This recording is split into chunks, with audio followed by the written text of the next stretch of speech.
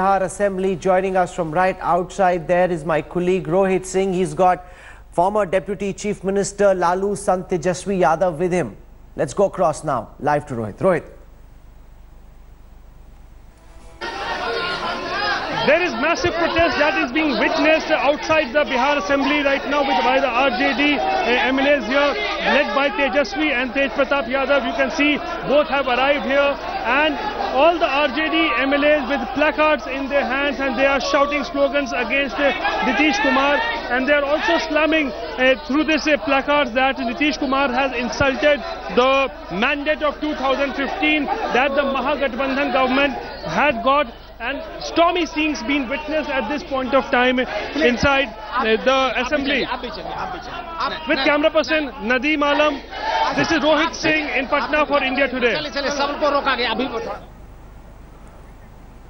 Okay, some of the RJD leaders there holding placards. They're very upset with the fact that this is not going to be a secret ballot. The question, of course, is will the voting go off peacefully, or will there be a tamasha when the voting happens? There has been pandemonium in the Bihar Assembly earlier. As Nitish Kumar arrived, RJD members were holding up these signboards saying, "Main Kursi Kumar hoon," calling Nitish Kumar Kursi Kumar. You know, the one thing that's always been known about Bihar is that Nitish Kumar somehow seems to be more comfortable, lot more comfortable with the BJP. He was never fully at ease with the RJD. Why is that? You're seeing these images of Nitish Kumar arriving at the Bihar Assembly a short while before now. He's now entered the house where voting will happen in just a moment from now. Ajit, why is it that Nitish Kumar always seems so much more content and at ease in the company of the BJP than he ever was with Lalu Yadav?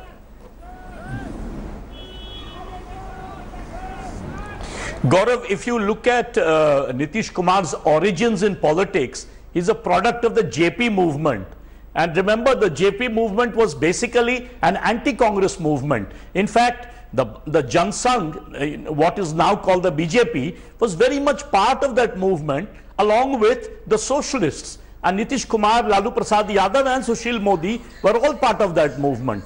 So historically, that is the case. Number two, the second reason is because he was, very much part of the 17-year alliance with the BJP. So he has actually worked with the BJP electorally. He has won repeated elections with the BJP, and he had Sushil Modi as his deputy chief minister and the finance minister of Bihar.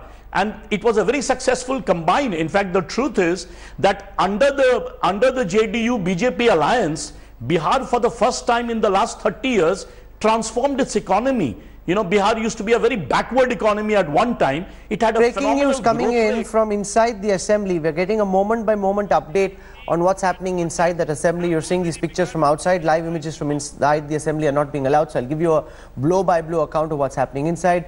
Nitish Kumar has entered the assembly. Tejaswi is sitting where the leader of the opposition sits. BJP is in the treasury benches. The house has started, has convened. First, we saw the Speaker of the House say that he welcomes everybody to the house. And then the Satta Paksh, which is Nitish Kumar and the BJP, presented the trust vote. At that time, Tejaswi Yadav started creating a ruckus. The RJD MLAs inside the house making a big hangama as Nitish Kumar presents the trust vote.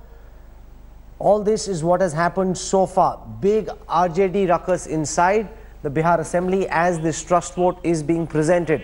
Joining us also for perspective on this, we've got Shazia Ilmi of the BJP, Priyanka Chaturvedi of the Congress party.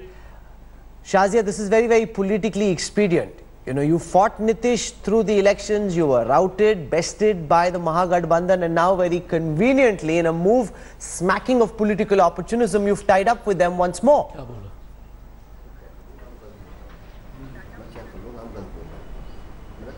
No, nobody's tied up with anybody at all. You know exactly what led to what transpired before Nitish ji had no choice but to resign. So we all know that he asked Tejasvi in face of some mounting evidence, you know, which was just irrefutable, of more and more corruption, more and more scams, and in all of that, all he asked for was a clarification, point by point clarification, which I'm afraid Tejasvi and his family were not able to do. I was listening to Mr. Ajit Jha, and I agree with him. Both of them came out of the JP stable, but just look at Lalu's track record of him having been consistently corrupt and believing in nepotism and family rule. First it was his salas, then it was his wife, and now it is his sons and daughter. I mean, the only loyalty Laluji seems to have is to his family, and he can't seem to look beyond his family. So if Nitish ji, with a great track record, is looking to bring Bihar back on the path of stability and development, then you know, Godspeed to him. And I think this was not expedient. It was important and urgent for the people of Bihar to have a change of guard, where the larger faction RJD was blackmailing you know, somebody, the Sushil Babu, into not just the despair of corruption, the rut of corruption, but more and more dynastic politics and misgovernance. So if you have to choose between, you know, the one reality is, Sushil, he will choose Sushil, Priyanka Chaturvedi, that one more state has slipped through the hands of the Congress. You can call this Machiavellian, you can call this Jugaad, you can call this what you please. Rahul Gandhi, and on his watch, one more state has slipped out of the Congress's hand. The saffron surge through the front door or the back door continues unabated. At every turn on this chessboard, the BJP politically checkmating the Congress. No, I think instead of celebrating what the Saffron Brigade is doing and how BJP is trying to subvert democracy and constitutional norms, if we celebrate that and we look at that as being checkmate situation, believe me, this is going to be a huge challenge for the democracy in the future, where we are not, instead of questioning the BJP, instead of questioning Mr. Nitish Kumar and the mandate that he won, and he won a mandate on an anti-communal agenda. Isn't it true that Mr. Nitish Kumar knew everything, whatever charges that the BJP is throwing at RJD and the Congress? Wasn't he aware of that? Wasn't he aware that ever since he broke the alliance with BJP, the CBI, ED and IT have been consistently working on any opponent of the Bharatiya Janata Party? Wasn't he aware of all these problems before he got into this Mahagathbandhan? And this is a politics of opportunism. And I think when Mr. Modi questioned his DNA, I think the DNA has become pretty apparent of both the BJP and JDU, that the only DNA that they know of is opportunism. It is not about ideology. It is not about taking Bihar into a growth trajectory. It is about ensuring that he continues staying in power with any party that will help him stay in power. This is not about also become very clear. Since DNA played such an important role in this election, the one thing that's become clear is that Nitish Kumar's DNA matches the NDA. That's the one thing that's become clear. I'm getting some live updates from inside the Bihar Assembly. Let me just read our viewers, take our viewers through what's happening. Tejasvi Yadav is speaking at this time. Remember, we're not allowed to show you live pictures, so I'll read out what's happening. Tejasvi Yadav is speaking at this time. He says, "मैं इस प्रस्ताव के विरोध में खड़ा हूं. I'm opposing the trust vote that Nitish Kumar has presented. This mandate was against the BJP, and that's a reality. The mandate wasn't for the BJP. He says that this is the death of democracy. He says the whole country believes that this had already been decided, that this is a pre-scripted drama that's playing out, and this is being done so that Nitish can get back into alliance with the BJP. He says corruption has nothing to do with it, and that is the one question that will be asked Shazia Ilmi again and again, that this was a mandate against the BJP. You lost this election. You know, even in Goa, the BJP frankly lost the election. But and this was not didn't win. But Rahul, this was not a mandate for corruption and for Putramo. Yeah, but it wasn't a mandate for you either. This was also not a mandate for dynastic succession. It wasn't a mandate for you either. This was a mandate for Nitish Kumar definitely had an option. He should have gone to the people of Bihar again and sought a mandate.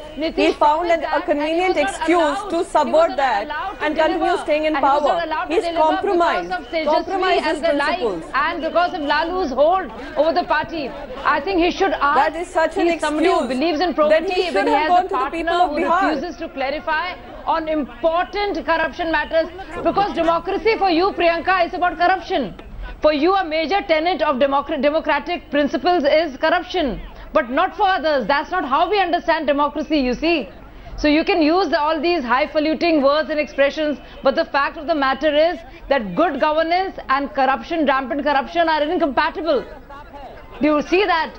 And it's difficult to deliver. Go across now to Rohit Singh. He's outside the Bihar Assembly. He's keeping a very close eye on what's happening inside.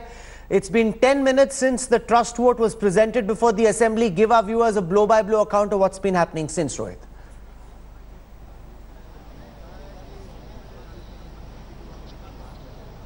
Well, Rahul, both Tejaswi and Tej Pratap arrived at the Vidhan Sabha a short while back, and along with the RJD workers, they were, in fact, MLAs, they were protesting under the portico of the house, and they were slamming slogans against Nitish Kumar. And one of the slogans which said that "Vote Hamara, Raj Tumhara Nahi Chalega," which meant that the Chief Minister Nitish Kumar in 2015 had become the Chief Minister after getting votes from the RJD, also the Muslims, the Yadavs, and that is why this kind of slogan is being heard at the house. And Tejaswi was also very critical of the Chief Minister. He said that he has insulted the mandate of 2015, and that is why the people of Bihar were extremely hurt by Nitish Kumar's step of joining hands with the BJP. And inside the house also, Nitish Kumar has presented the vote, a trust vote, and pandemonium is being witnessed inside the house because we already knew that the RJD would not allow the house to function, and we are expecting that in a short while from now they will be doing a walkout of the house also and coming out. So stormy scenes being witnessed both outside as well as inside the house, Rahul. Okay, and any sense of when this voting will happen, or will the RJD walk out and then the voting will happen? Is there any idea about that just yet?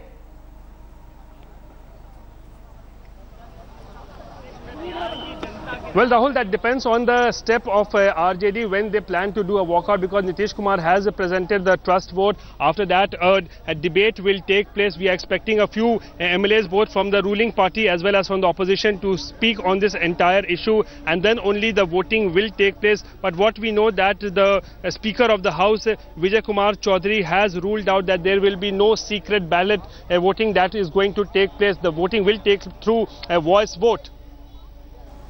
Okay, voting will happen through voice vote, you're saying. We've also just received an update from Himanshu Mishra, my colleague who tracks the BJP. He says Arun Jaitley spoke to Nitish Kumar. He also spoke to Sharad Yadav, tried to see if there could be a rapprochement. Interestingly, Jaitley being used as the go-between, trying to win over Sharad Yadav, because his equation with Nitish Kumar just at this time is not perfect. He's making an effort to try and win Sharad Yadav over. He tried to explain why they had to break away from the RJD. It's not certain just yet whether or not he's been won over fully, although from what Himanshu reports, Arun Jaitley has gone and reported back to the BJP that Sharad Yadav will come over, that he's been able to convince him, explain things to him, that he will come over. And in the end, really, it's about power, Priyanka Chaturvedi. It's about power as the biggest glue that holds everyone together. Sharad Yadav, for all that he may say, we've done such hard-hitting interviews with him against Modi, against supposed communalism. In the end, none of that will matter. If he's given a cabinet berth in the reshuffle or in the cabinet expansion that happens sometime between 13th and the 20th of August, Sharad Yadav may stay in.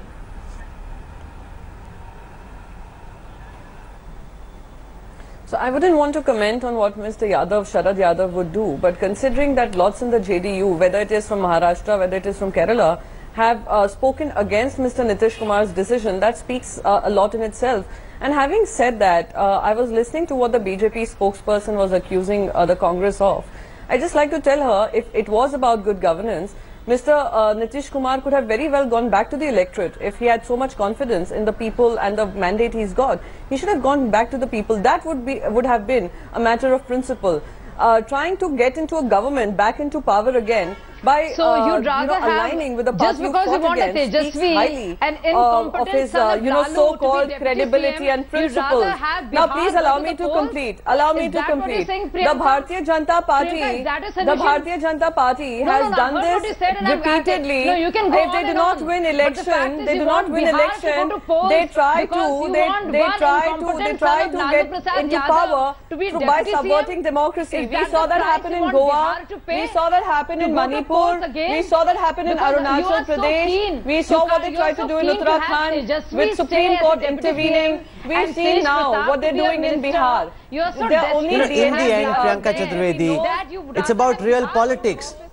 At the end of it, what you're saying is partly true, but they've also been able to win Nitish Kumar back.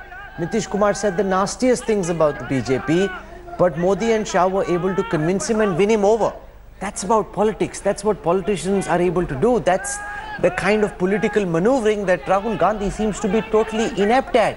We're slipping into a break. We'll have more for you when we come back on the other side. I see Priyanka is itching to have a go and make a response. I'll give her that opportunity when we come back on the other side of a quick break. Stay with us.